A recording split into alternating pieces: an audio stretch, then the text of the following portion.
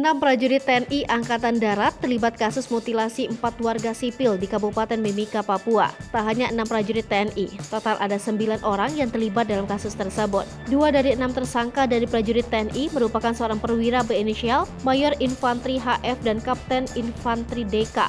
Sementara 4 tersangka lain berinisial Praka PR, Pratu RAS, Pratu RPC, dan Pratu R. Peran masing-masing tersangka saat ini masih didalami. Namun dipastikan otak dari pembunuhan tersebut adalah 2 warga sipil berinisial APL dan R. Adapun identitas keempat korban masing-masing yakni AL, LN, IN, dan AT. Salah satu korban diyakini merupakan simpatisan kelompok kriminal bersenjata Nduga. Berikut sejumlah fakta yang dihimpun tribunnews.com. Motif transaksi senjata.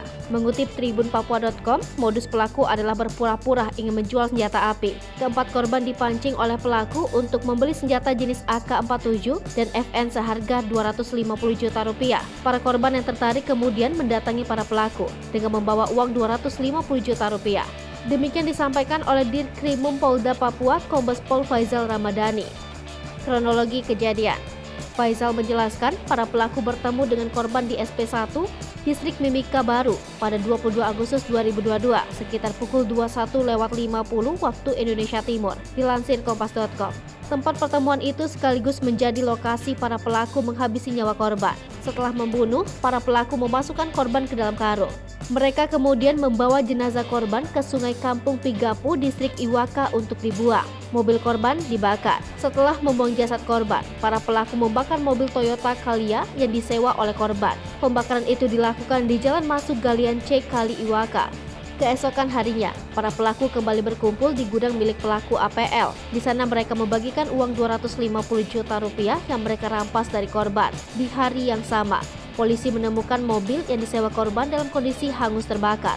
Pada Jumat 26 Agustus 2022, masyarakat dan polisi menemukan salah satu korban berinisial AL. Sehari kemudian pada Sabtu 27 Agustus 2022, kembali ditemukan satu jenazah di Sungai Kampung Pigapu. Sementara 2 jasad lainnya masih dalam proses pencarian.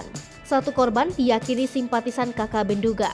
Dari hasil penyelidikan diketahui, korban berinisial LN adalah jaringan dari simpatisan KKB Nduga, pimpinan Egyanus Kogoya yang aktif mencari senjata dan amunisi di Kabupaten Mimika. Sementara satu korban lain merupakan seorang kepala kampung di Kabupaten Nduga. Korban ketiga ditemukan. Jenazah korban mutilasi akhirnya ditemukan di Sungai Kampung Pigapu Senin 29 Agustus 2022 malam, namun belum diketahui identitas korban. Hai pemirsa Sri Papua TV, jangan lupa komen, like, dan subscribe, serta tonton terus berita-berita terupdate lainnya